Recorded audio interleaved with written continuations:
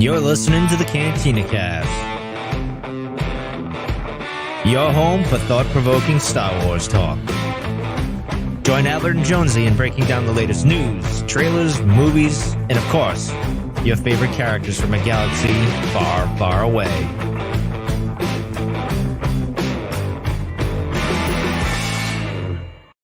Hello, everyone, and welcome to the Cantina Cast. My name is Albert Padilla, and this is episode 369, Cut and Run. Tonight we're going to dig deeply into the second of the Bad Batch series episodes, and an episode that was a lot shorter than the first one, and had some different outcomes, I think, than I was expecting. But more importantly, let's hear what Jonesy has to say about it. Jonesy, welcome to the show. How are you doing tonight, sir? Doing well, sir, man. We just did this a couple days ago. I like this, man. This is a good rhythm we're in. We'll do this every 2 days. Well, they just got to release more shows more often, and then, yeah, we can certainly get into that. But we could certainly speculate a lot more, I suppose. That's true. I mean, we could just turn a whole cup, every 2 days, we'll just speculate on a whole bunch of other stuff. Right. So we could just cut loose. Cut and run at this point. Oh, well.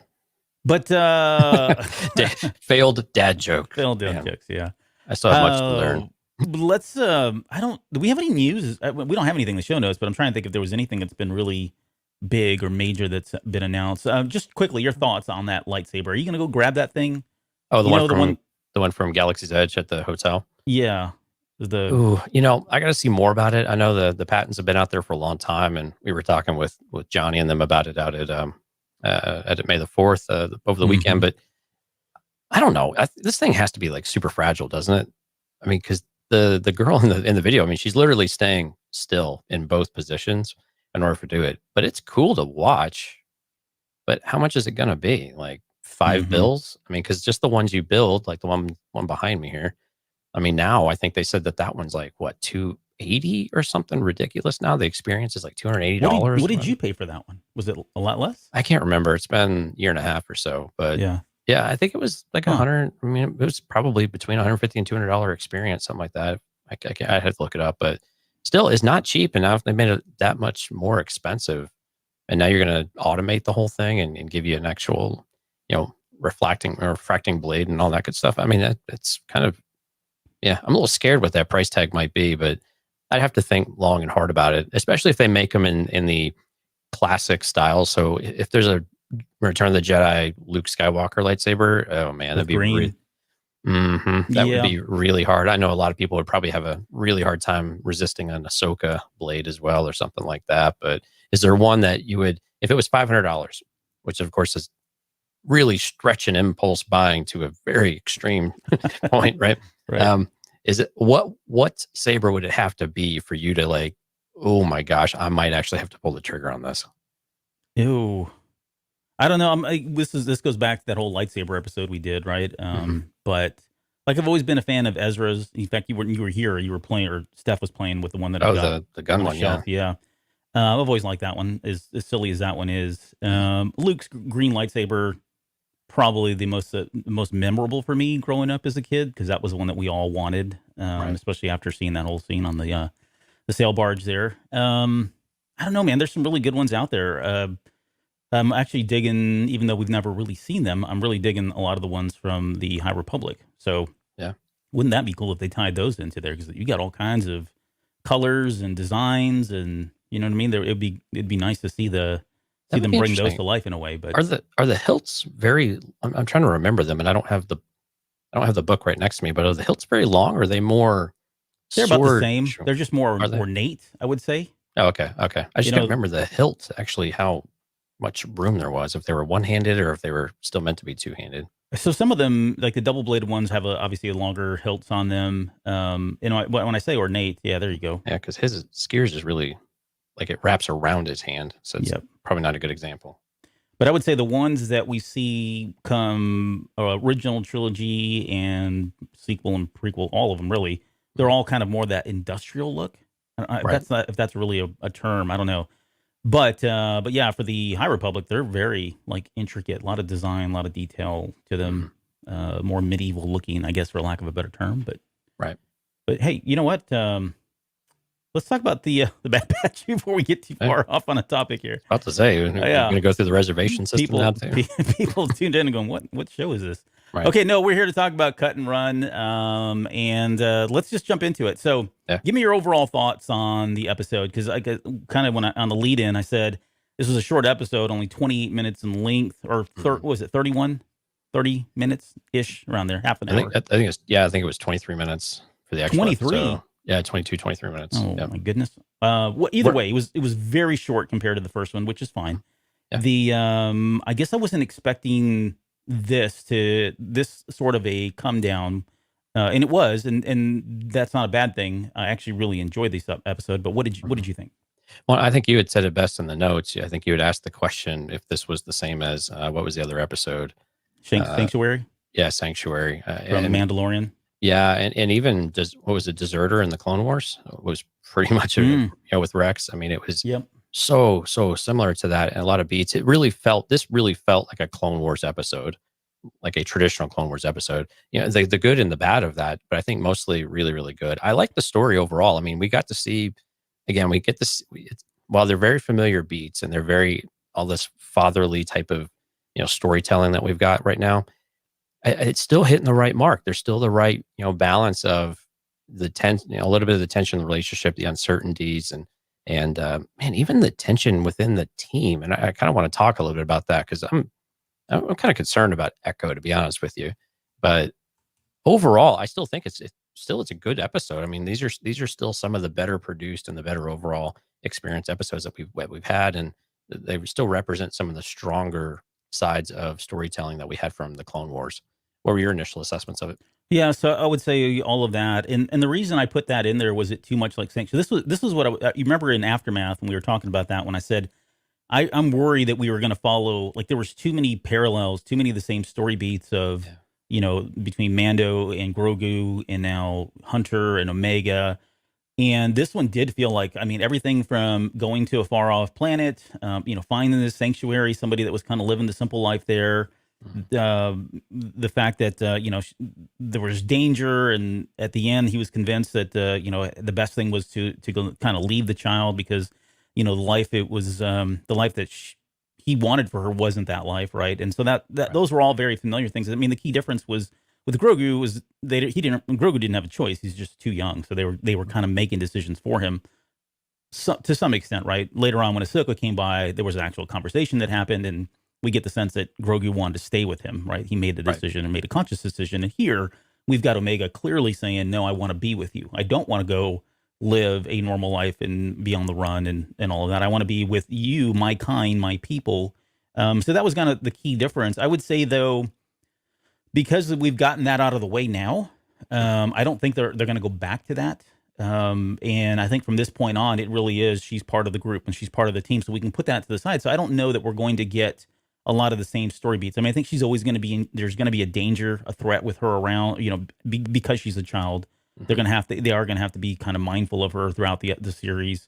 There's certain things that they may or may not be able to do because she's there, and she could be a liability to that extent. But I think so far we've seen now 2 episodes, she's shown her worth, and she's shown how she can contribute to the team. Even though she can't do some of this other stuff, she is capable of doing other things. And so as long as they keep going back to that, then I think it works just fine. But overall, I would say this episode was really good. I was surprised because, again, it was a slower episode. I'm going to say slower. Mm-hmm. I know a lot of people said, oh, it's slow and, not much excitement. There was a lot of action, that sort of thing. But there was a lot more character development. And then that's credit to both episodes. Now, granted, the first one was like 70 minutes or whatever. So we had a lot of time in there for character development. But they compacted a lot of character development, I thought, in this one, specifically with Hunter and Omega. But there were still bits and pieces that I think some of the other characters were throwing out there a little bit as well.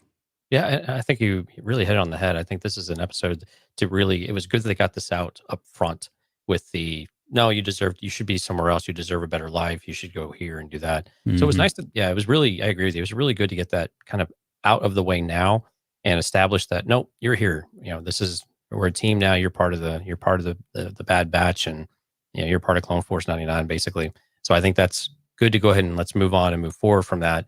We're still going to get similar beats, though, because like you said, the child's still going to be in danger. They're still going to be chasing. It's going to be this tug of war, type of thing. We're going to see that. We can't get we're not going to be able to avoid that. I don't think. Right. It'd be great if they found creative ways to not have to, hit those same things, but that also makes for interesting, television too, right? So there's got to be some sort of, competition and things like that going on. Conflict. Yeah, conflict. There you go. And so, but yeah, so again, we're on the right track. It was back to being a very short episode. This is basically the same length episodes that we had when the show was on TV, which again, I don't think it should be a surprise. We kind of set it up that same way as well, that these are likely going to be very much like your story TV, your TV stories, except they just don't have the commercials. And I think that's okay. We've got 14 more episodes. So I think when you do them all together, it's very much going to, it's going to make a lot of sense why they're only 20 or so minutes, 20, 25 minutes, something like that. Right. But yeah, let's dig into the show though.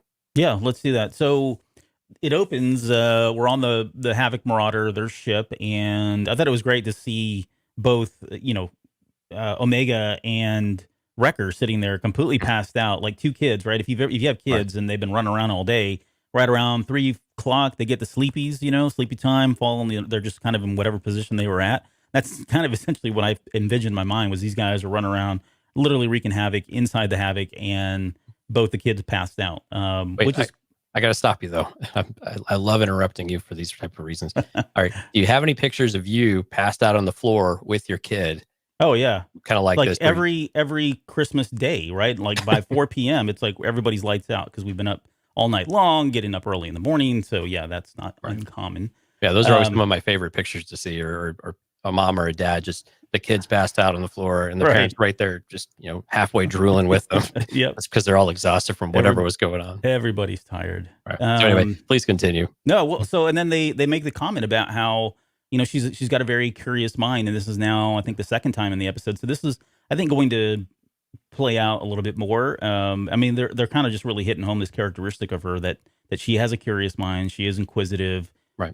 That's probably, when you look at her and you think about the situation she's been in now, where she's had to become useful or make herself useful, it's because she has been kind of thinking, like, what else can I do? Right. That's kind of playing to her strengths in a lot of ways. Yeah. Very resourceful. Right. Absolutely. Yeah.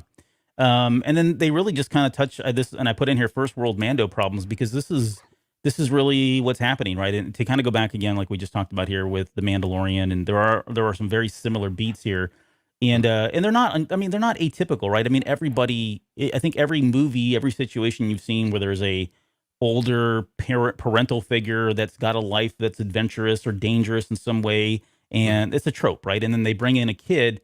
They're always confronted with this. What do I do with this child? Is this the right thing? I mean, I can think of all kinds, like Hard Boiled, and what was the one with Natalie Portman in The Professional, right? All these movies that trope is very prevalent in movies, in a lot of different genres and types of films. So they're all faced with this, and like I said earlier, I'm glad they're getting it out of the way. But it was starting to feel like, whoa, this is really just like Sanctuary now for me until the very end. But right, yeah, and then they approach Salakami.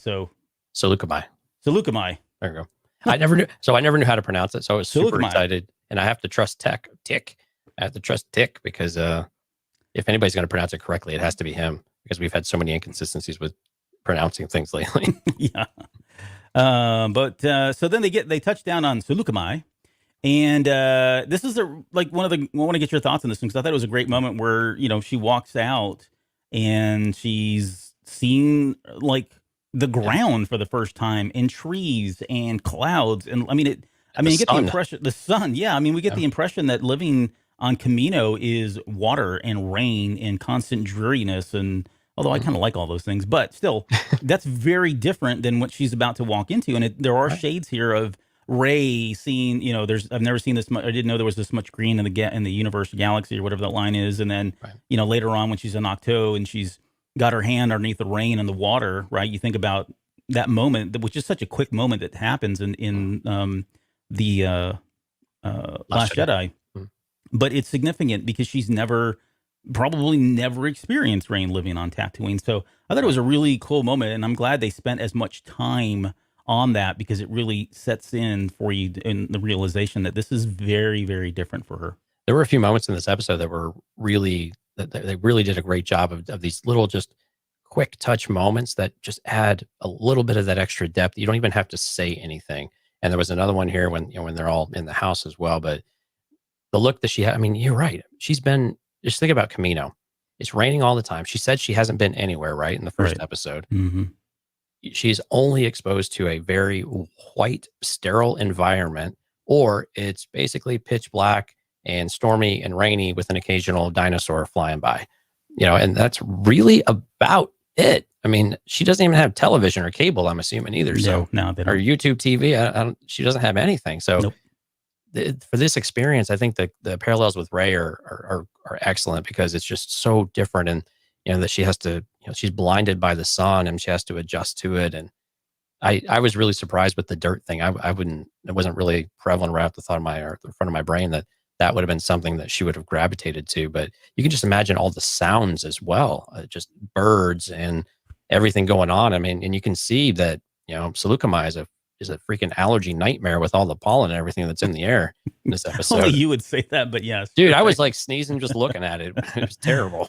For those of you that are wondering, Jonesy has really bad allergies. I'm allergic to everything, folks. Yeah. Yes, everything. Literally everything, even myself.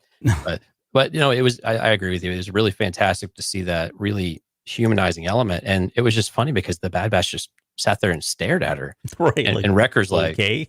Oh, is everything all right? Yeah. Yeah. But it was such a great moment because even they had to kind of pause and take stock that she has no idea what she's stepped into. And every day is a new adventure for her. And it's just something that they all have to they all are going to get to experience with her as she goes, as we go through the episodes as well. And I hope they continue to take those moments to really touch on those very small little character moments that continue to have us relate to the characters and about what they're experiencing and how they're feeling, much less, or regardless of what these scenarios are. But we continue to see that human element of all of these characters. Yeah. I mean, her liking dirt is like the antithesis of Anakin hating sand, right? Oh, that's right. Yeah. So, but no, that's not why they did that. There is one thing too, right? If she is force sensitive in some way, there's that other dynamic of that scene where she's experiencing suddenly, not to say there's not a lot of life on Camino, but you would think with that many plants and animals and stuff all around her, she would be like overloaded, right? Sensory overload with the amount of life and midichlorians and all of that stuff too. So I don't know if that they were really kind of hinting at that in this episode. I think it was just enough for the humanistic, like you said, piece of it all. But that would be kind of a shock to her as well. Like, wow, there's a lot of life here, and I can feel it all if she does, again, indeed to be turned out to be force sensitive. It's tough to really say what they're going to unveil with Omega as the show goes on. This episode really pulled back from if she's force sensitive, though, because I agree. If she would have been, there would have been a few things in this episode. Now, granted, like the what is it called? It's like a reek or a meerkat, not a reek, but Nexu. Nexu. Yeah. So some of those things I would have figured she would have sensed them, and I know for dramatic purposes you don't necessarily do that, but I pulled way back on the force sensitivity aspect of things because I agree. I think a lot of other things would have been going on, and we would have had a more pronounced reaction from her where it was just crazy. But then again, we didn't really get that with Ray either. So it take what you will. It's still they have to tell the story and still get somewhere over the next several months. Yeah. So they make their way out to the homestead, and this is where Wrecker sets off the booby trap. And we get our first look at a little bit older now. He's got the mutton chops going on, cut version of Cut and Sue. And so let's talk about this because I know there's a lot of questions here, and I'll kind of throw a couple of them at you. JR brought one up. Jeff brought one up a little bit a while ago about how do they know Cut? And I think when we were talking about that in the last episode, like when we left at the very end of Aftermath, and we mentioned that they were most likely going to go to him, I think I said something like, even that I didn't know, I could not remember. And I thought, well, maybe I'm just not paying attention and there was something there. But that is a question that first and foremost, I think for those of us that sweat the details, has been asked. And I think there's certainly people theorize about it. So I'm going to ask you for that one. And then also, how is he immune to Order 66, right? Mm-hmm. I mean, Rex came through, told him about the chip, so you would think that at that point he still either had his chip in there. So why wouldn't he been impacted by all that? And I've got my own theories, but what are your thoughts around that? Yeah, I really want to talk the Order 66 thing, but I really don't know how they knew Cut. The Bad Batch, I mean, these guys are all over the place, so it wouldn't surprise me that they needed a place to stop or to refuel, and they would have stumbled over it. Again, they're friends with Rex, so Rex may have told them, "Hey, if you need something, this is someone you can trust." And so they might have had some other mission that crossed ways in some way. So those all seem pretty reasonable. I'm gonna have to keep going to Rex. I think is that person that they The touchstone that's kind of thing. that's their common denominator there. I think with Order 66, and I was thinking about this as I was watching the show again today. I wonder if Cut has actually ever heard the Order 66, and whether or not is that the trigger. Like, what is the trigger to actually activate the chip? It's not the "Hey, go kill a Jedi." Mm-hmm. It's presumably. I know we've seen clones lose their minds and not hear the Order and shoot Jedi, unfortunately. But Cup. Yeah, Cup. Yeah, exactly. But we haven't heard them say Order 66 in the presence of Cut. So I don't know because there's no signs on his head that we can see that, because we saw when the others had him taken out, they had some sort of device on their head. Now, granted, they were in a medical facility, Mm-hmm. but so I don't know if you actually have to hear it. So I'm curious what the actual trigger for it is. If it actually have to hear the order, or do you have to hear the order from a certain person? And I'm trying to remember. I don't think Crosshair heard the order from Palpatine, did he? I don't think Crosshair, so. no, He he heard- wasn't. He wasn't even around there. They Right. had already walked off. Yeah, but he did hear it, I think. So, so I think that's why Cut may not have experienced it, and again, there's no evidence he's had it cut out, so presumably it's still there. But I want to hear your theory though, because that's the best I've got is that he just hasn't received the order, and Rex probably would have been careful not to say that around him, but clearly Rex still has it at this point, so he's finding a way to get that out. We'll talk about the inhibitor chips themselves here in a minute, because I think we had some inconsistencies with the last episode that we could probably clear up a little bit. Right. So I guess my thoughts on the Order 66 command. So first off, last episode we talked about that the clones were probably impervious to that order because in my mind it was made for their genetic code, for the regs genetic code, right? Mhm. Because these guys are mutated, didn't really have an impact on them. I think they still have the chips in their heads. By the way, Tech knew, like they confirmed that, like he's known this for a long time in this episode. So that was, I'm starting to wonder, like, what else does this guy know, or what else has he been talking about? But we'll get to that in a little bit. Yeah, well, like he said though, he thought it was obvious. Yeah, he's like, how else would you be programmed? Right. But it was clear the rest of the team didn't know. Yeah, they didn't know. Like, and I think that was the thing. I think we got a little inconsistent when we met a few days ago. I think that was one thing that was a little unclear, that they did really clarify for us now that yes, Tech knew, but really no one else did aside Omega. Okay, so going back to the chip. So for him though, so either a couple things are happening here, and I don't know that we'll ever get the explanation, to be honest, because unless he's coming back, he's gone, right? And I don't know that we're going to see him again. But I'd be surprised if we didn't. Actually, I think this one we'll actually see him. Yeah. Okay. Yeah. I'd be down with that. But he could, like, what if he is? Maybe he's genetically altered as well. I mean, there's one theory out there that he is mutated as well, or his genes have been mutated in some way, which is what gave him kind of more of the free will thing anyway. So maybe, I think that's probably a little bit far-fetched. And you got to really dig for that one. It could just be that he's been detached for so long from the clone army that when that order came out, it was just kind of like, oh, maybe he heard it, maybe he felt it or whatever, but he didn't, he's just so free-willed at this point, right? He left that life behind, and that life means nothing to him. So you'd be asking him to suddenly, the chip would have to reprogram him again, because he's been reprogrammed already just to live a simple life of a farmer as a father figure with kids. And if you've ever been that's a lot, right? Right. So I don't, maybe there's a part of him that just because of his own free will, he was now somehow immune, or it didn't impact him like it did all the other clone troopers. I do like the idea that kind of what you said, where it's just, well, hold on before I get there. So the wire, I was thinking about this too. Like, if it's just a command word, then he would not have heard it, right? I think that's what you were kind of saying. So there was nobody there to say execute Order 66. I'd be curious as to what happens if suddenly that was said now and he happened to hear it. Would he churn, that kind of thing? But then I started getting into like the details. Like I was starting to really think about this, and I thought, well, what kind of communication? If it's not that, if it's not a command, an audible command that they hear, and it's a chip that they have a signal that goes out to, it's like, what tech did they come up with that would send that? Because I'm thinking Wi-Fi. This is 5G.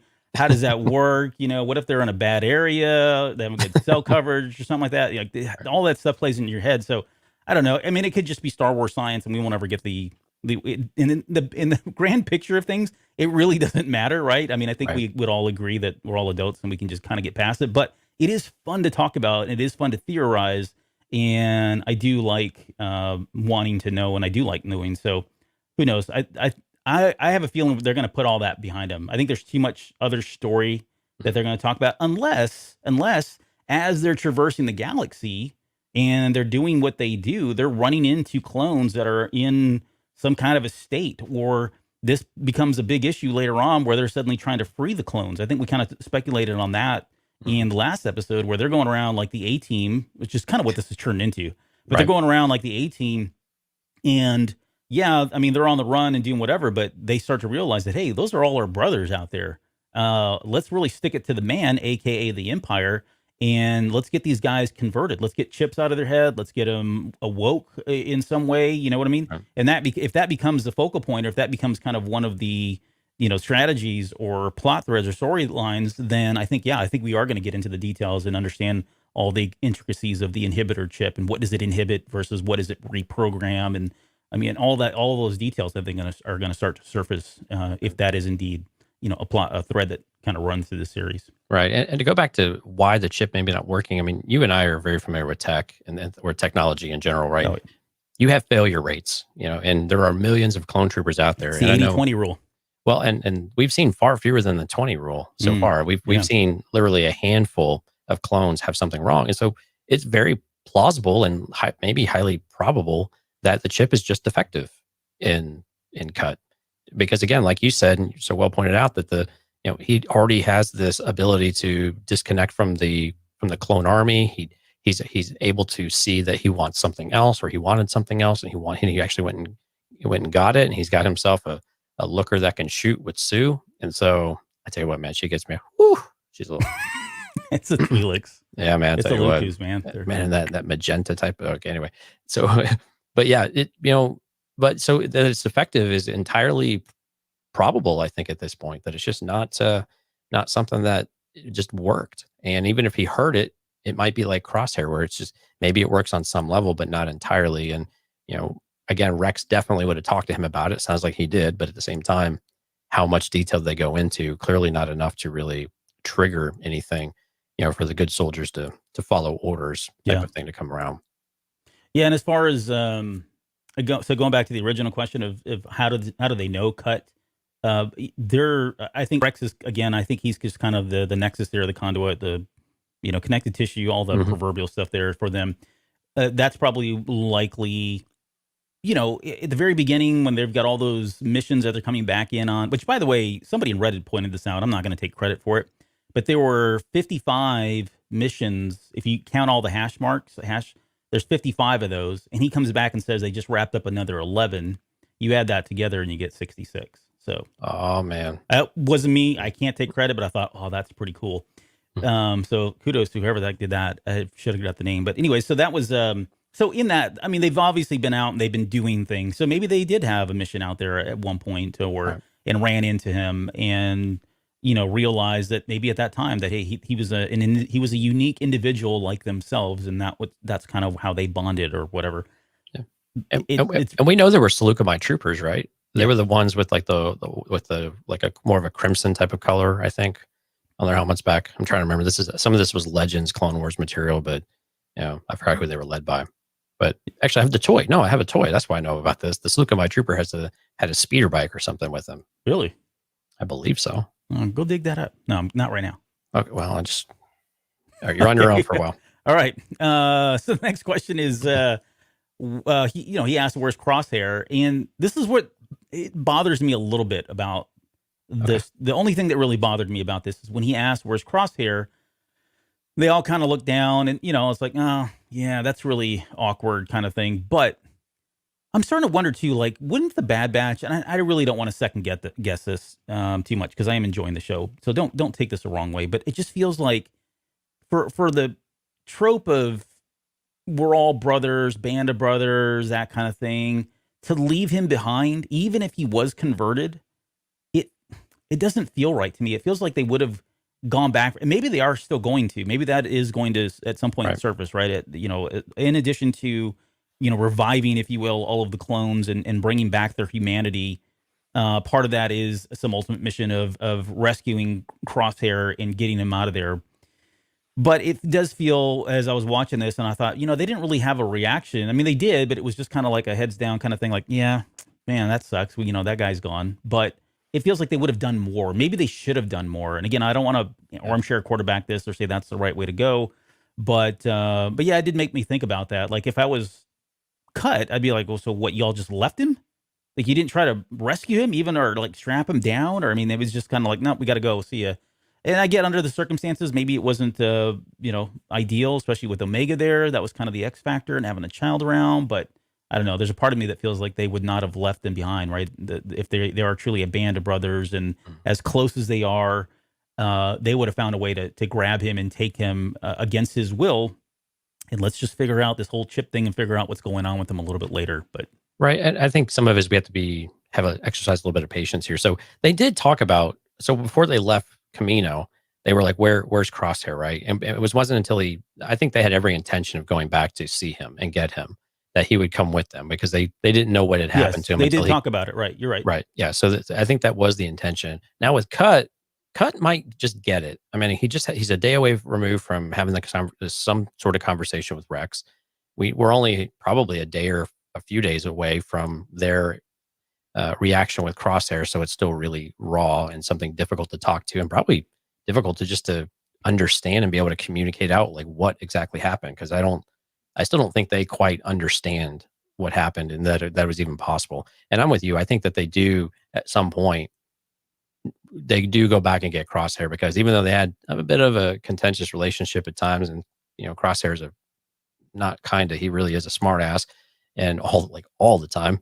Yeah. So it's I think it's so he's part of the team. He is a brother, and I think at some point, even with the regs, they still have some connection with these guys. I mean, like we've seen them be able to do with Cody and with Rex. And so for them to be able to, put some of that behind them and go and try to push and help isn't, I think, out of the realm of possibility. And I think Cut understands some of that as well, that, what, these guys wouldn't have left him behind without a really, really, really good reason. And it's just a matter of time before they go back and get him. But you can't just, flip a Yui and then head right back into Camino when the whole place is on high alert and you're just trying to escape with your lives with a 10-year-old girl. Yeah. No, that's fair. And like I said, there's like you said, there's plenty of story, right? And it came out really harsh. I didn't mean 10-year-old girl in a negative way. I just meant like a child. Yeah, you, right? Having a child, right? I mean, but something of a liability of sorts right now, or at least it felt like to them at the time, right? Correct. There's plenty of time to kind of get to that. So we'll see if that certainly passes or plays out. And then we get the line of, which was like, they didn't really dwell on this very long, other than, oh yeah, Rex, he was just here. Man, you just missed him. He was here yesterday. Well, I love Echo's reaction. He was so excited. Yeah. But he hasn't seen him in, I don't know, it's been a while now at this point. Right. And just knowing that Rex is alive is probably gonna have a lot of emotion from him. But so that I think that line is in there because I think eventually, well, we know they're going to catch up with him. And sorry if that's a spoiler. If you've seen the trailers for the season, then you know that he's clearly with them at some point. But yeah, I think they threw that in there just to say, okay, the trail is pretty hot. They're right on the heels of him, and so that's why out of this huge galaxy, right, they're going to be able to kind of find his path. Right, they're just that close, and I think that's the only reason. But. We get this is the part where we now get into Omega and Tech talking about the chips. So we've kind of already discussed that a little bit here, but there was an interesting line there about, I think it was, who was it? Tech, or I think it was Echo, who had the astute observation of, these clones had numbers, and now the people that used to have, they use names, but now the people that had names now have numbers, and I'm probably screwing all that up, but it is a interesting kind of role reversal here because they are setting everybody up with chain codes, and and all of that, which we'll get into in just a little bit here. But Right. Yeah, when they were on the ship trying to crack the code and all of that good stuff. Yeah, him and Tech were talking, and absolutely, that's exactly what it was. It was just the irony of, we've been fighting to have individuality, and now we're taking it away from them. yeah, And I think you pointed out the real irony though is that it's the people who had the numbers with wanted the names are now the ones enforcing the people with names to get a number. numbers. Yeah. So it's that enforcement aspect thing. It's just backwards. Yep. Yeah, the whole thing is like, how can, and I think they addressed this in the first episode. How can this be okay? You fought for years to prevent this kind of tyranny and this kind of behavior, and now they're already acting like stormtroopers. I mean, they're shoving people to the ground and everything else at the spaceport. So, Well, and that's we'll get there. I know. well, we'll get there. Yeah. 'Cause I've got a question about that too, because it goes back to the inhibitor chip. Like, Yeah. but what is there? We'll touch on that here in a minute. Okay, the two kids come in, and I'm gonna screw their names up. Sahi, I don't know, and Jack. I only know that because I think that was in the subtitles. I don't know if they actually said it, but maybe Wrecker does. But they called him Uncle Wrecker, so that right there establishes, okay, they have been here. He's done things when he's probably taken them out, and they've gone fishing together, or he's done horsey rides with them, whatever. But he's definitely, again, he's just the big kid of the show, which is fine. I don't mind him in that role because as long as he's kind of a brute and still can smash heads together and stuff like that, I think it's going to work out well for his character. But I liked it. I think it fits Wrecker perfectly too, because he's kind of a meathead a bit, but he's also, and like you say, he's a bit childlike at heart, but I think he just has a big heart. Yeah. I mean, even when Omega gets in trouble later, he's like, "Are you all right, kid?" I mean, sure, he's brusque about it, but I think we talked about last week or a few days ago. He's like that crazy uncle you got, that's just off the chain, but you love him anyway because he just does all these funny things, and you just can't help but love him. He's a lot of fun. Yeah, and Wrecker's fitting that to a T. Hunter's double take.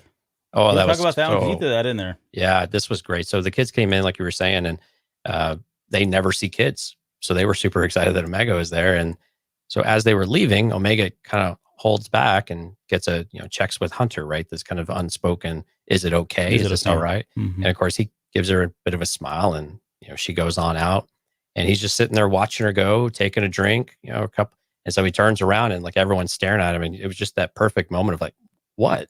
And it was just great because he lingered in just like you would expect a parent to, just watching their kid go off, and you just kind of have this moment of, I don't know, peace or joy, whatever it might be, maybe excitement because they're out of your hair for 5 seconds. I don't know.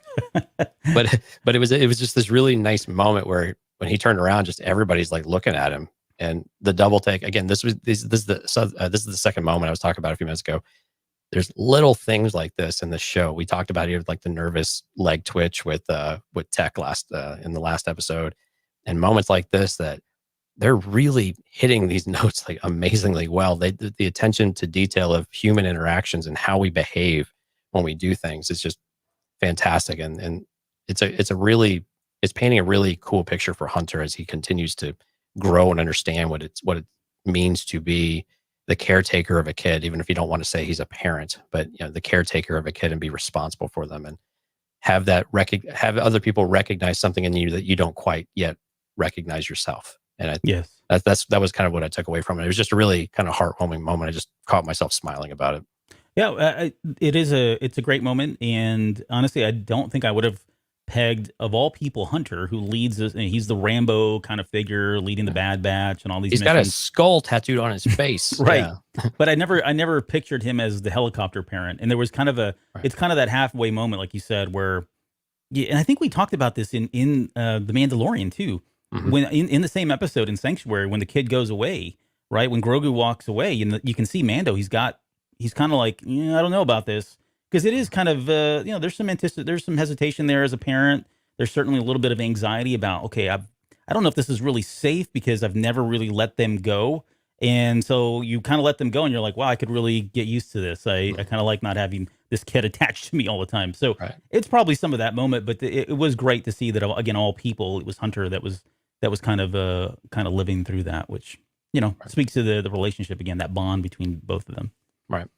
We get into this question that Cut asks, and it's a pretty a deep question because it cuts right, no pun intended, right? It cuts right to the backstory on Omega and asks, what is her purpose? He says the Kaminoans don't do anything without purpose, right? Everything you do is purposeful, and so he's suggesting that she was made genetically altered for a reason, for a purpose. And he asks, what was that? And my goodness, when Hunter says it doesn't matter, I went, what? Like, yes, no, it does matter. And of course, existential moments and all that. It was really, it is going to come out. I mean, we're going to find out eventually, and there's no question in my mind. But I don't understand why that wouldn't be important to him, honestly. I mean, I get what he's trying to say, and he's trying to be the bigger person and not be so maybe petty about it all. But, I don't know. I kind of would want to know. Yeah, well, and I think it's a couple of things, right? So these guys are usually very mission focused. They have a task, they execute it, they do what they have to do, they get in, they get out. Hunter sees this as a very temporary type of situation, right? I think he's already it's already going in his mind that he needs to have that detachment from her, because Cut and Sue are really going to be the best place for her to be, to be safe, to be cared for, the things like that, the things that he knows, somehow he knows that this is what children need, and this is what the clones never had, right? And we learned some of that throughout the Clone Wars. But I think this is one of those times where he's trying to detach from that so he doesn't have to know it. So while I don't know that he believes that it doesn't matter, it's one of those moments where you just shake your head. No, look, it just doesn't matter right now. Right. This is the task at hand. I can only focus on this, because that other stuff, I don't know how to interpret that. His brain can't figure that out, because it's just in turmoil of what do you do with a child? What do I do with these emotions and these feelings I have of, whatever connection I have to Omega might be. And so as I'm viewing more of that, it was just more of a, not right now, Cut. We can't have this conversation right now. Come talk to me, in 6 months or something like that. Yeah. I mean, he's got the hardest mission of all, which is parenting, Right. So who knows? Maybe this turns into 4 men and a baby. We'll see. And then he, so then Cut, is talking about his family. And I think this is the line that really sticks with Hunter, and why he comes around at the very end to, really kind of thinking that the best thing for Omega is for her not to be with them. But Cut says, I have to do what's best for them being his kids, right? And that's every parent should always have that first and foremost in your mind. That's just Albert's little lesson to you on life in general. But yeah, I mean, it does, and it resonates with anybody that's a parent. And I think that was an eye opener for him, and I think it really called to question, what was he doing, like in his mind, at least in that moment, like, what am I doing here, right? I'm sitting here bringing this kid along. I was really gung ho about it because she's one of us and all that. But yeah, I mean, look, he's watching these kids play and sees the life that they live, and they are free of. I mean, the empire's around and things have changed, but yeah, I mean, they're living a life that's pretty safe and secure. And why wouldn't any parent want that for their child, rather than jumping around from system to system and planet to planet and getting shot up and fighting the empire and all that? So I mean, and it really sticks with him, right? And it's going to ultimately play into his decision to send Omega off with Cut and Sue, rather than allowing her to stay with them. Right, and we get that here in just a few minutes too, when they have to rescue Omega from the Nexu, when Sue says that kids are going to find a way to get in trouble, and I just laugh, because it's just always so true, right? Yes, they're always like, you got into what? Like, how was that? How did you get everything in your hair? I don't understand how that's possible, but somehow they do it. I told you not to grab that Sharpie. Right. Why did you do it? I don't know. It was there. I thought I'd see what it did. I told you what it was going to do. But it's not only that, but then her response to that, not only are they going to get into trouble, but it's their job to protect them. It's their job to take care of them, right? And you get this nice balance of things. And I think things like that really are starting to, Hunter's having to try to figure that out. And because he has that scared moment, or scared parent moment, rather, when Omega ventures out past the fence. She's just trying to be helpful. She wants to go out there and get the ball, and she comes back and she's in grave danger. And man, like I said, Cut's got a lovely lady there climbing with a rifle on the roof and able to shoot this thing. And man, again, Sanctuary, good shot, right? You've got a female character who's good with a rifle, but all right, sorry. I like that little smirk she's got too. Anyway, I'm dwelling way too much on this. But so anyway, they protect Omega and they come back, and Hunter's first reaction is much like most parents' reaction. Yes. Like, what the hell are you thinking? I told you, why are you? I mean, it's just one of those things. Until you have that experience, you're overwhelmed with fear and with concern, and just you're terrified, and you're very core that you could have lost the thing that might be most important to you, or in our case is most important to us, just settles in, and you just can't help but have this outburst of emotion. And then you see the exact opposite of that with Cut, who's already got this experience, and he comes in there, and it was just very humanizing moment for Cut too. Let me take a look at you. You all right? Yeah, you're okay. And she just wants to be held, to be taken care of again. And then we get Sue and Hunter having a bit of a recap on that. But I thought that was a really good sequence as well. And while Hunter yelled at her, I thought it was still just a very parental moment. We all have these moments that we're not always proud of, but they do happen. And then we go and talk to the kid, just like they do at the end of the episode. The two of them have a little chat. It's very high level, but but again, they start to see each other and what each of them kind of want and what each of them are willing to do. And I think those are the moments again, we want to keep seeing some of those, maybe not overkill, but some of those are really great, and they're fun to see. Yeah. And I think, since we're talking about it, that I don't know, it doesn't really matter how long you've been parenting for. It's all relative to the danger that's experienced, right? Absolutely. You have this visceral, like you said, emotional moment. And in that, believe it or not, deep down, there is the sense of relief and the understanding that at least they're okay. It just gets completely overrun by all the other emotion. And eventually, you finally get to that point and you're like, okay, now that I'm over this. Yes, I'm so glad that you're safe. And that's really the only thing that matters. And for Cut, he's experienced enough to know that, okay, yes, he probably didn't have that emotion, one, because it's not his kid. It's always different when it's not your kid. But yeah, he's pointing out to Hunter that, hey, look, this is it's still okay, right? This is all that really matters, is that the kid's fine, and lesson learned kind of thing. So, but it was a great moment. I mean, and this is there was plenty of these moments, these parental moments in this episode, which I think speak to you and I, as well as anybody else who's a parent watching this stuff, much like we experienced when we were going through all the Mando episodes and some of those moments as well. Did you notice the rest of the team's reaction when this was happening with No, Cut? I didn't pay attention. They were just in utter shock. Different?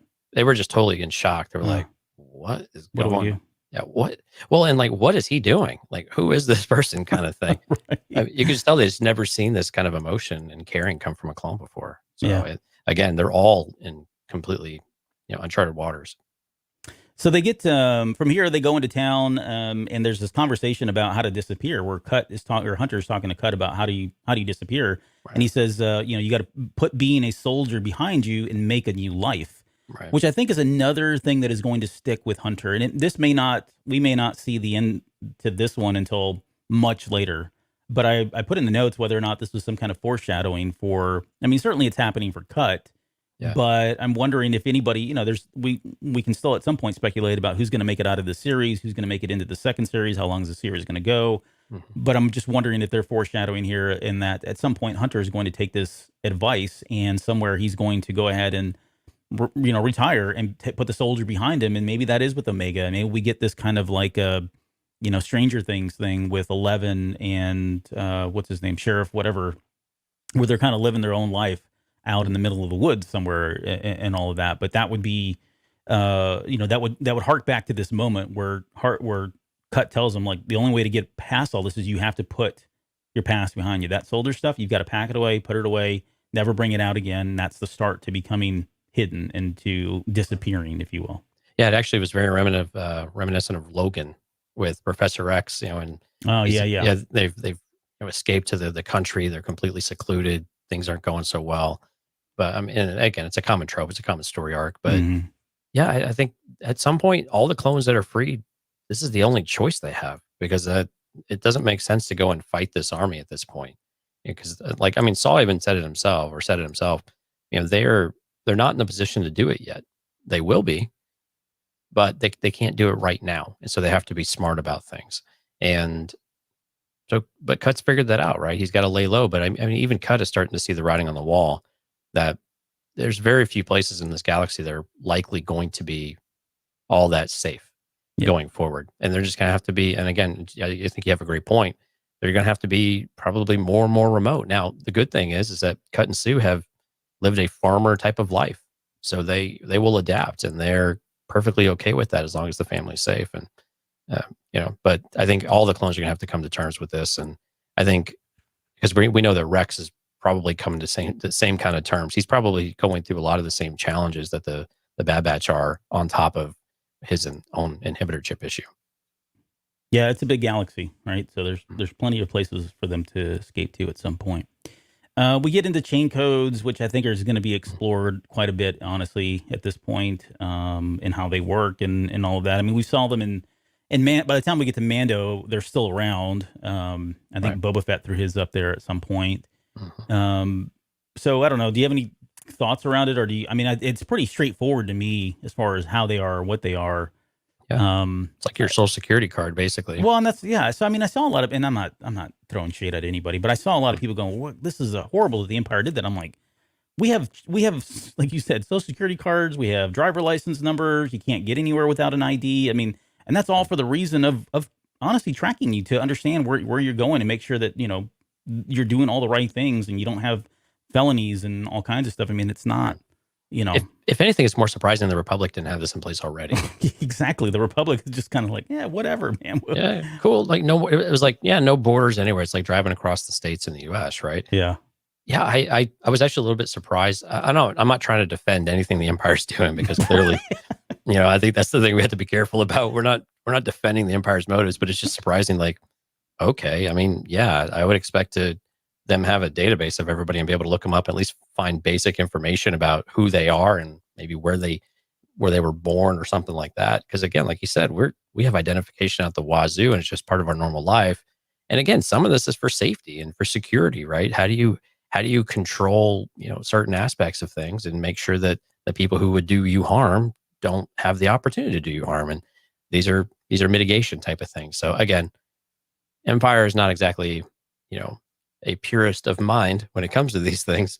They're not altruistic in their motives, but at the same time, I don't know. But then we get a very young Agent Callus telling us how wonderful and how generous the Empire is, right? This was Callus, right? On the big, what's it called? The hologram. Was that him? I'm pretty sure that was Callus. Oh, I didn't catch that if it was. Looked very young, but I think that was him. Did he have like the full mutton chop kind of thing? No, he was very clean shaven, Did he have his helmet on, or that thing he wore? No, because that's more Imperial based, 20 years later. But yeah, no, I'm pretty sure this was a very, very young Callus. Man, kudos to you. I didn't catch that. I'll have to go back and watch. It's only been a day, so you can't hear the voice very well, and he does sound younger, maybe. But I'm pretty sure this was him. But man, he was surely bestowing the virtues of their glorious empire and the prosperity, generosity of your empire.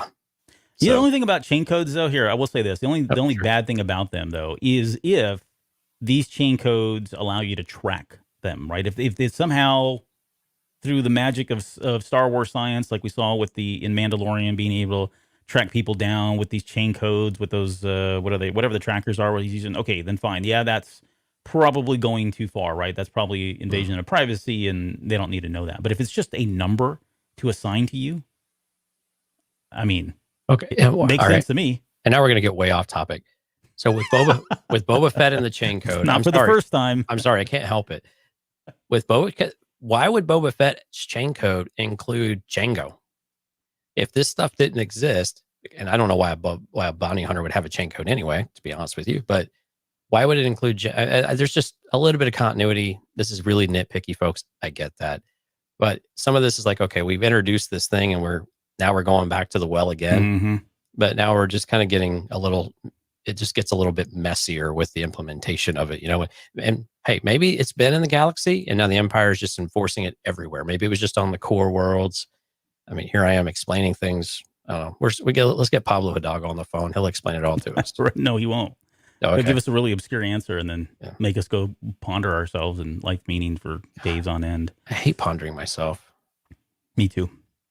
Okay. All right. So we get to the chain code. We're done with that. Well, the other thing was the ships themselves have them as well. But okay, we know that, right? This is all part and parcel for what we know is going to come. So we get back to the homestead, and this is where Omega gets in trouble for going past the fence line, foreshadowing what's going to happen a little bit later. And the Empire is kind of locking down all public transportation. So they're putting like they're literally like, what do they call those? Mag clamps on the ships. Very similar to what we saw in Solo with the Falcon. But they're putting those on there, which was kind of interesting. Like, why would they show that? And I was like, oh, okay, that makes sense because this is going to play into how they get into the shipyard and get their chain codes and all that stuff a little bit later. But yeah, we find out that Cut really, he's trying to get his family off the planet, but he can't because if he does go and try to register, they're going to flag him as a deserter, which almost happens at the very end, but we'll get to that here in a little bit. And he's just, there's a great moment in there where they're kind of just talking about parenting. And again, this is all kind of hitting Hunter in a very significant way about, what's right. And, that, he's seeing somebody like Cut, put as much time and as much effort, and he's putting his family first, which is what happened in the episode with Rex. He put his family first, and by that he put himself first in the line of fire and told Rex, if they come up here, kill him, because Rex at that point he had one arm because he'd been shot or something. They gave him a blaster. But yeah, I mean, he's seeing this as Rex saw it, that he is putting his family first, and so for Hunter, that sinks in even further now, and which is ultimately going to lead him to kind of make that decision again, like we said, to keep Omega out of all of this as much as possible. Right. Well, let's see, and then the whole fake chain codes and all that. So at that point, she does go past the marker, and the Nexus shows up, which I think if I'm not mistaken, we saw him kind of lurking prior to, so you kind of thought, oh, this is going to happen. When the ship came in, he was that's right, attacking some things. Yeah. So we got to see that little Nexus was there, so she gets in trouble, right? We already talked about that, so we'll skip over that and the reaction that everybody had. But she ultimately turned out safe, and she goes back into the ship. And this is where it was a pretty poignant moment where she's in there, her being Omega. She's in the ship. She's sitting down. She takes off the little head amulet thing, circlet that she's wearing, and she's kind of holding it. And you got to think she's thinking about Nala Se, right? The only mother she's probably ever had, which is poignant given tomorrow's Mother's Day. But it does feel like she is missing her, and she is maybe, I don't know if she's having second thoughts or regrets about it, but any kid that's been separated from their parents is going to experience this, right? Unfortunately, they're going to have these moments where they do break down, and they remember, as much as they want this life, sometimes it's easier to think about the good at the other life and really focus on that and start missing that. Right. And then vice versa, right? It'll probably switch a little, at some point. But yeah, I thought it was an interesting moment. And I think it speaks to that whole mother-daughter relationship that they may have had, whether it was intentional or not. And this certainly reinforces Nala Se trying to allow the Bad Batch to escape with her so that she could live a better life rather than the life that she's probably expecting to happen on Kamino. Right. Yeah, I mean, again, she's just out there. I think another point of her, I don't know, innocence of it, she's just looking at the sunset too. And just like, what is this world that I've stepped into? And I thought it was going to be this perfect scenario with Hunter. And now he hates me. He's angry with me. Yeah. And why did I ever leave Nala Se? But I know that's not what I want. Yeah. I mean, it's just got to be a lot of conflict going on with her right now. And and of course, then she's kind of stuck in the wrong place at the wrong time. When it ends up being the right place at the right time, I guess. Yeah. And this is where we talked about this, but the kids will always get in trouble. I think they repeated that line twice. I think Sue says it and Cut say it both. But kids are always going to get in trouble. It's our job to protect them. And that's when he finally clicks and says, "Okay, this is not the soldier life is not for her." This is where he asks Cut to go ahead and take care of her for him. And they make mention that I think it's Hunter who says this is what she needs and not what he wants. Right. What he wants is to keep her around. What she needs is to actually be safe and be with the family, and vice versa. And as well, I mean, it's probably what Omega wants. But in his mind now at this point, he realizes, okay, this is not what she needs at all. And so he's trying to put himself in Cut's position and think about the kid first, think about her feelings, her, well-being first. And this is going to be the first step in doing all of that. Right. Yeah. And he actually completely avoids sharing how he feels about it. He just goes straight to, no, this is what she needs. This is what's best for her. And again, not really wanting to admit or come to terms with what's going on in his head and his heart. Yep. We cut to Tech and Echo. Again, they're talking about chain codes and all of that. We get the Echo wants to argue all the time. So I said I'm worried about Echo. Like, Echo is just always button heads and just seems very unhappy most of the time. He's had a hard life, man. Yeah, I get that. No, I love Echo, but I mean, it just seemed like he just doesn't get along with the group. He still feels very much like the outsider in the group, and is just constantly, bumping heads. And even Tech takes a shot at him at some point, with a little jab. And it was just, I just started to, I saw it in the first episode, and it was really front and center on this episode, where practically nothing Echo had to say was very positive. And so I don't know. Maybe that's intentional. That's the thing. I don't know if this is a thing or what. It could be. I don't know. It's probably not. It's probably not far fetched to think that it's intentionally being written that way, so that there is some conflict between him, and to kind of show that he is technically an outsider, even though he's not really. Even though he's with them, he's truly not like one of the Bad Batch members. But right. Maybe he's just the voice of reason, or maybe he's he's butting heads because he's doing and externalizing a lot of the things that we're thinking and saying as the viewer. Who knows? Maybe so. Maybe he just doesn't have a filter, but none of them really have a filter.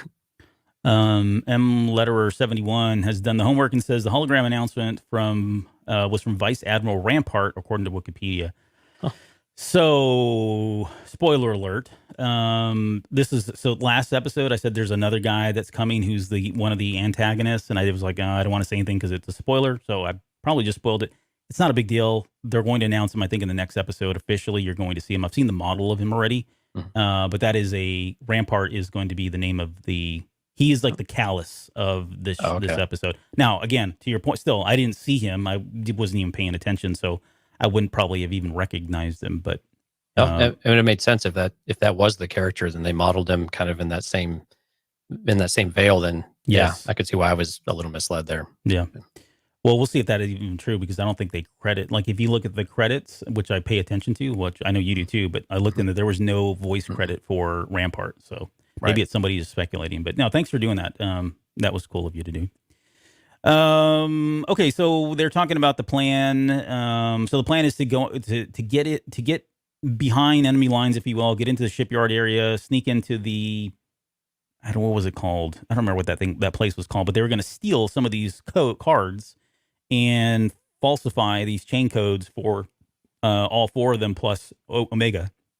And his idea was to have their ship impounded with them on it. They didn't know Omega was on the ship as well, so that way they could get into that area and then steal the cards. And of course, there's a lot of information that Tech is aware of. How he got it, we don't know.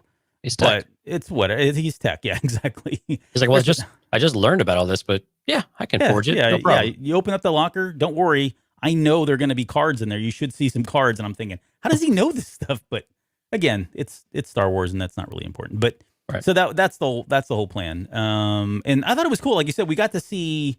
We were making fun of Echo and his little flathead screwdriver thing, but we got to actually see him use it, and a couple different times. Yeah, I mean, he was only successful once, but yeah, whatever. Right. Hey, more than R2. Half time that guy's not successful either. Hey, if you're batting 330 or 500 in baseball, man, you're a billionaire. So yes, that's very true. But yeah, they called it Scomp. He says Echo heads off to. I said he heads off to Scomp. He says you're going to need to Scomp in, and I looked up. I didn't know if that was really a word or if that's a Star Wars word, but that's exactly what it's. SCOMP in the subtitles. Maybe it is, and I'm not familiar with the word. But even in my notes, it came up as I've misspelled something. But I guess that's what we're going to call it now. So anytime you see a droid or Echo plug in and that thing starts churning and Death Star plans are coming out, or you're making fake IDs, the chain codes, that's called scomping. You heard it here first. Wow. Yep. Can we copyright it? So let's see. Omega takes the fake chain cards, right? That was pretty intense, where they're kind of getting closer and closer. Very reminiscent of Solo in that moment where they're trying to get out of there. Right. And again, this is where she makes herself useful. She grabs the cards. I thought she was going to program these. Like I need to go back and watch it again. And to be fair, I've only seen it like 3 times, but I thought they weren't done programming the cards, and she finished programming them and then grabbed the cards and ran off. And if that's what happened, which I don't think it is, but in my head I was thinking, oh, okay, so remember we talked about one of the theories being she has all of the other abilities of the Bad Batch. Mm-hmm. So that means she would have demonstrated Crosshair's ability in the first episode and her reprogramming these cards is either echoes or more likely texts, and being able to have the technical savvy out of nowhere to just kind of reprogram these cards. I need to go back and watch it. It could be tinfoil for all we know. Maybe they were done with them and she just grabbed them, ran off. That's probably the more simple answer here. But nonetheless, she made herself useful by going out there and, bird dogging the cards for them. Right. Yeah. I mean, if she does have the ability, I can't wait for her to, curl a power droid. A gonk droid. Yeah. Yeah. Gonk. All right. Where are we? I got off on a tangent there.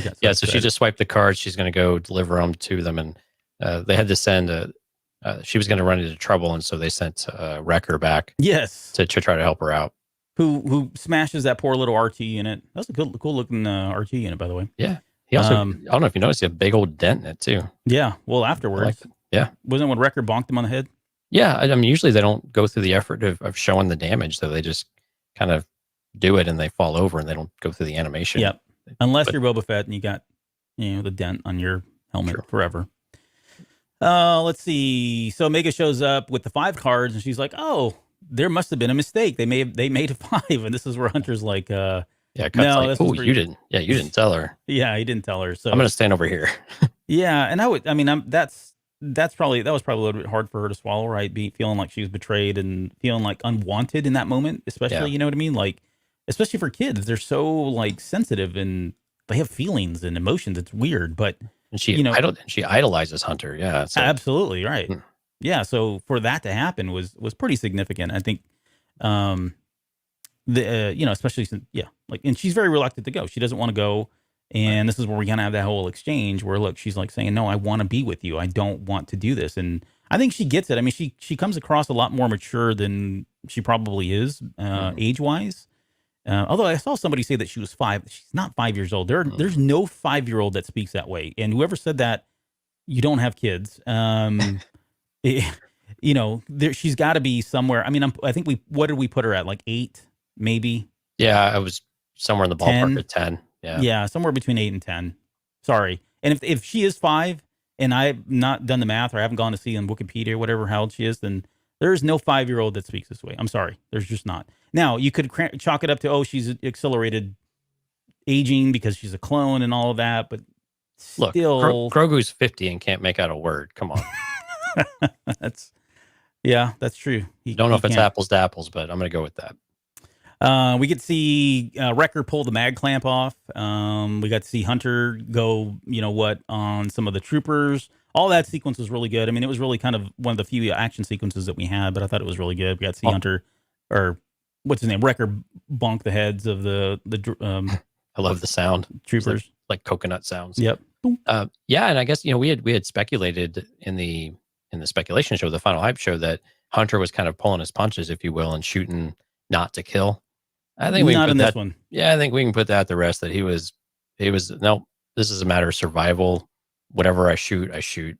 Mm-hmm. And, whatever I cut, I cut. I think he stabbed someone. Well, I need to go. We probably should go back and just watch that carefully, because knowing them, they make it look really close to him hurting. If you play it slow mo, you realize that no, he just kind of grazed him, or it was actually the weapon that he hit, not them. But I don't know. I'm with you there, though. It felt like it was fight or flight at that point for him, especially in that father figure role of I've got to protect my child, and I'm the Papa Bear trapped in the corner kind of thing. Yeah, he's going to fight his way out of there, Logan-esque style, to bring that back over. Mm-hmm. And then they eventually rescue her. This is where Cut's nearly identified as the trooper at the very end. There, he's like, "You look," and then there's the battle's going on, so there's that other droid, or the other trooper comes by and he's like, "Hey, we need you over here. We need fodder." Okay, yeah. And so he leaves, and that's how they get away. So, and at that point, the Bad Batch jumps in their ship. They get away, and everybody goes their separate ways. So, yeah, I'm get our touching moment between Hunter and Omega. If this is where you want to be, then this is where you'll stay. Right. And so a couple of things we didn't quite touch on. We were going to talk a little bit more about the inhibitor chip, but the behavior we saw with the clones when the guy had already bought his trip, but he didn't have a what's it called, chain code. Yep. He was trying to struggle past, and they were like, "Get back, citizen," and shoved him to the ground. And I mean, really, the starting to see the true imperial type of brutality and physical kind of violence and The responses to where, oppression. yeah, exactly. We're already seeing this happen. And again, it was, I think you had made a point that we were going to touch on of the clones weren't like this. I mean, they were battling for civilians. They were protecting civilians. They were fighting the good fight, right? And now they are like in this brainwash type of state. I mean, the chip, I think to your point probably is that it completely reinforces everything that they want the empire to be. And regardless of what all of their experiences are, you don't know that person anymore. Is that kind of the path you were leaning? Yeah, I mean, well, so the name feels like a misnomer at this point. Inhibitor meaning it's preventing something, right? Right. And I guess if you take the route that they are now different people altogether with the ability to somehow manage to still have memories or harbor feelings, as we talked about in the last episode, ill will feelings towards like the Bad Batch, and they remember what that was like, right? As regs compared to them. But if they are inhibiting anything, it feels like, okay, this is a personality inhibitor, right? Right. Exactly. It's not a even if you're inhibiting the existing personality. So what? I guess maybe there's programming in there that defaults them to literally a default setting, right?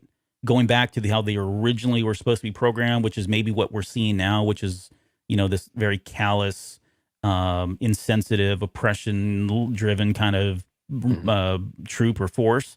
Maybe that's it. Maybe that is their default setting, and without the inhibitor chip enabled, it allowed them to be unique and be individualistic and have these personalities and all of that. So that would be an easy way to explain it, but to simply think of it as an inhibitor chip and preventing them from, not attacking Palpatine or going against the orders, just Right. that very general blanket kind of a statement, that seems really hard to get past, knowing, like you said, that this is really different. The personalities are completely and totally different. So there's a lot more going on here. And that's why I think it would be interesting for them to kind of further explore that and really get into the details, because I think the details matter when it comes to that.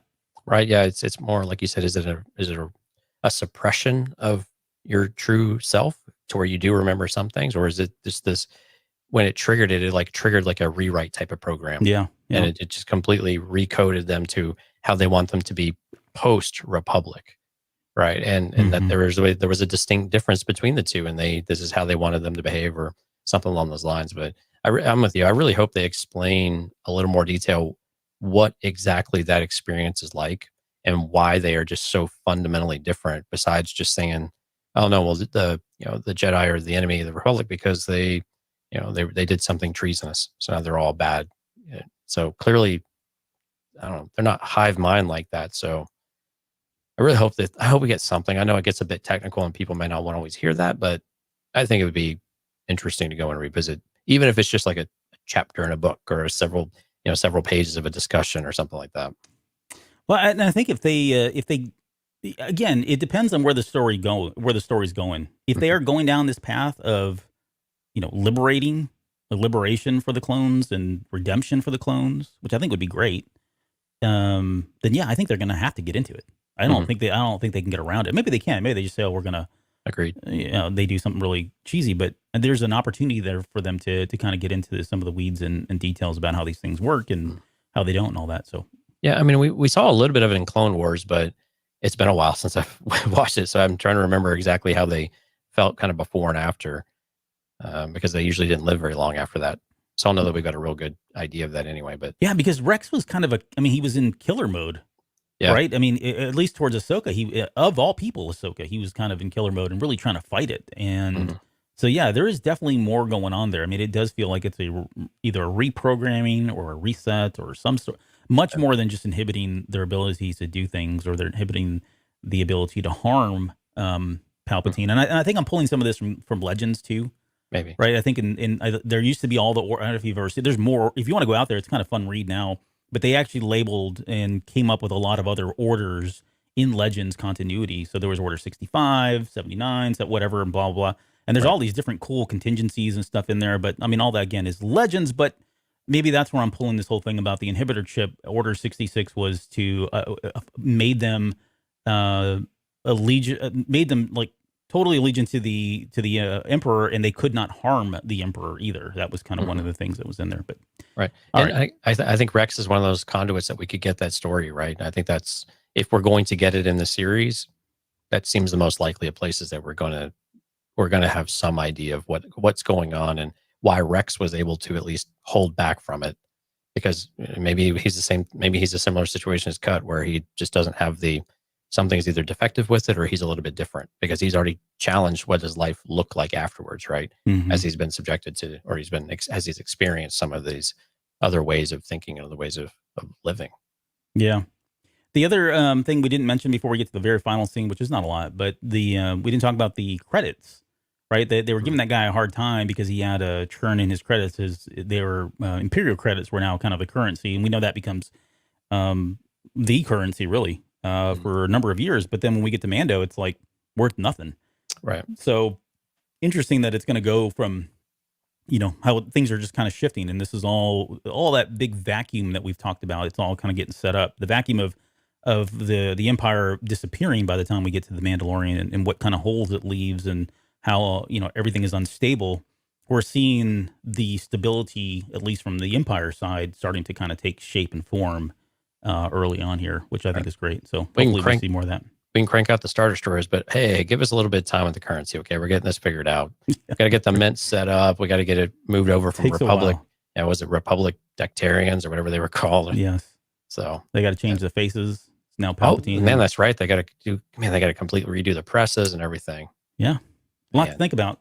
It is. Man, it's tough running Empire. New Patreon episode: Empathy for Palpatine. No. We end with the aboard the Havoc Marauder once again, and this is where we get your scene there. You're talking about with Wrecker curling that Gonk droid. Yeah. Which I think we've seen him before. Yeah, there was an episode where he was powerlifting one or something. I think it was in season 7 he was doing it. So this is not unusual for him. But yeah, I mean, she left Kamina for them, and this is where she says, "This is where I want to be." And he says, "Well, if this is where you want to be, this is where you're going to stay." And I put in notes they have a lot to learn, and I think this is the first step. I think they're going to continue to learn from each other, which would you'd want from any kind of a relationship or a storyline. But yeah, it kind of ends there, and it was good. I mean, they where they go from here, we'll talk about here in just one second. But I guess any final thoughts on that last bit there? Yeah, this one really very open-ended about where they're going. We have no idea what their plan is at this point.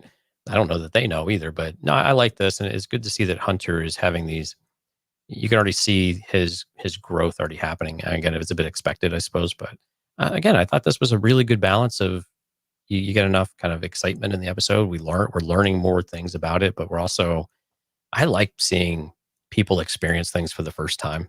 And we get a lot of that with Omega and Hunter, and even Cut and Sue. Like, things are changing, and then these transition times are just really interesting. And you can start to see it with kind of the boots on the ground and what the normal everyday civilian. I mean, this is a farming community. Why is this such a big deal? Why are they here? It's like why is the Empire on Tatooine? Just some things don't make a lot of sense, but yet they're everywhere now. They should be pulling their forces back, but instead we're building it up. It doesn't make sense. The war's over. And it'll be interesting to see what other experiences they have as they go throughout the galaxy, and just how well they're able to keep their heads down here, and before they start running into all the other folks that we know are kind of starting to come back. And so you can just go ahead and turn this off right now if you don't want to hear the title of the next episode. But the next episode is called Replacements, not The Replacements. It just says Replacements. And the quick synopsis, and I thought maybe Keanu Reeves was in it. No. There was one also with The Replacements, I think, with Chow Yun-Fat and what's her name? Oh, well. Not important. Okay, so we'll just edit that right out. No, we won't. No, but Replacements, and it says the Batch, as they're being called. So I guess we got to start calling them the Batch. No. The Batch, kind of like the boys. The Batch gets stuck on a desolate moon. There you go. Figure it out from there. Any thoughts, theories, speculation about what's going to happen based on that? I don't know. Do we need to put money on that? It's like Endor or something? The forced mode of Endor? Well, I think I saw that. So the trailer's already out, or at least it was leaked, and it doesn't look like they're going there. Okay. If that helps you, but it's hard to say. God, we are not going back to Tatooine, are we? No, we're not going back to Tatooine. Oh, It kind of looks like Tatooine, to be honest. But no, it is not. Jakku. There we go. Why does everybody want to go back to Jakku? But no, I would say it does look like it's starting to take shape of the A-Team. Like there's okay, so not this episode. Okay, please turn it off if you don't want to hear this stuff. So not this episode, but the following episode, they're like talking about taking on like mercenary missions and like doing things for money. And so then when I saw that, I'm like, okay, this sounds now a lot like the A-Team. Because if you remember the old intro for the A-Team, if maybe you can hire the A-Team, the whole thing starts off. And it's kind of a similar situation where they're on the run. They've got very unique capabilities and skill sets. And man, I'm telling you what, I would be totally down Who is for a Murdoch? modernized version of the A-Team with Star Wars somehow mixed into it. I want to know who Murdoch is. That's got to be Brecker. I mean, there's no one else really. And I mean, his face was the the comedian, if you will. Right. They don't even have a face. I guess Hannibal would be Hunter, and who else was there? Who was the other one? Oh, BA. BA would be has to be Wrecker. They're kind of a combination of a lot of different ones, I guess. Yeah. And who's Omega? April from Knight Rider. No, could blend all the shows now. I guess she would be like the Hannibal. I don't know if she's like the. I guess that she sucks on a cigar. She loves it when a plan comes together. I don't know. This is becoming the basement now. Oh yeah, it really is. We got to get out of here. You can tell we were having some withdrawals in the basement. Yeah. 28 minutes is the runtime on the next episode, so it's going to be a quick in and out episode on that one as well. But before we get out of here, let's see. Ryman 6000 said shared the podcast for you guys. Thank you so much. That is very, very cool of you doing. Really, thank you for that. And then thanks for teaching us about the Scomp link. So scomping, we're going to scomp out of here at this point.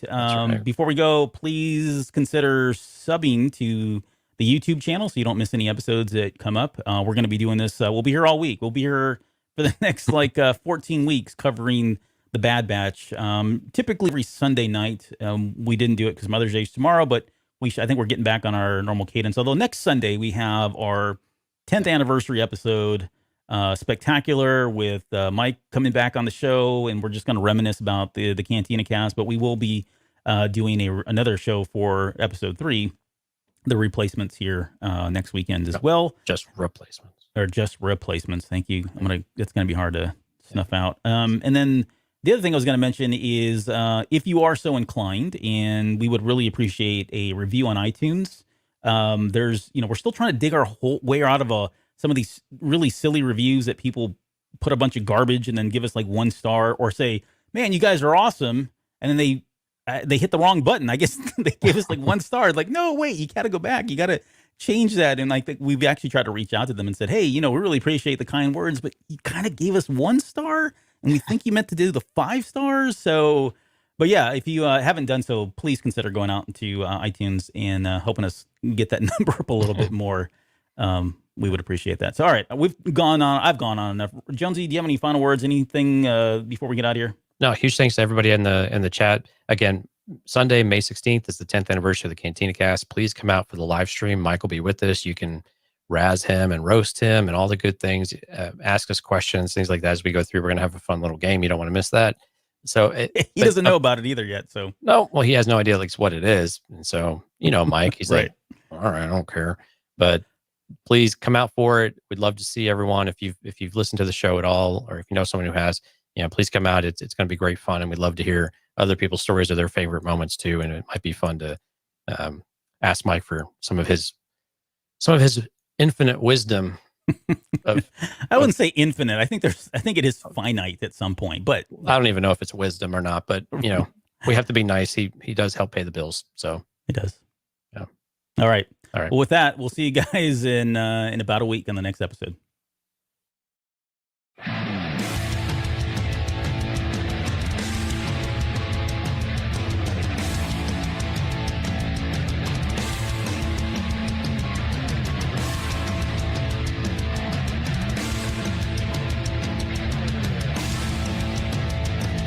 You're still listening? Wow, that's amazing. Well, I'm here to give you the disclaimer.